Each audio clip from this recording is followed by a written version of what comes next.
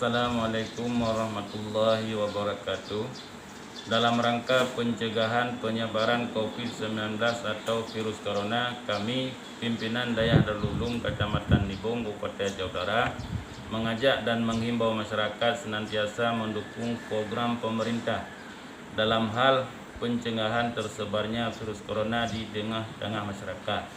Yang pertama adalah dianjurkan kepada kita masyarakat untuk selalu beristighfar, bertobat, memohon ampun kepada Allah Subhanahu wa taala.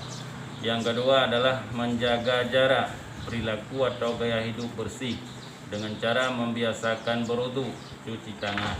Dan andai kita keluar rumah hendaknya menggunakan masker dan menjaga jarak. Bila ada saudara kita yang terjangkit virus corona, jangan dijauhi dan dikucilkan. Dan jika ada masyarakat kita korban virus corona dan jenazahnya dikebumikan di tempat kita, hendaknya kita terima dengan lapang dada. Rasulullah SAW berpesan kepada kita dan mengingatkan kita, tidak beriman di antara kalian. Rasulullah mengatakan, la yu'minu ahadukum, la yu'minu ahadukum, la yu'minu ahadukum.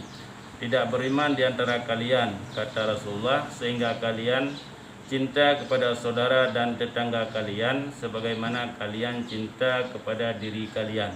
Wassalamualaikum warahmatullahi wabarakatuh.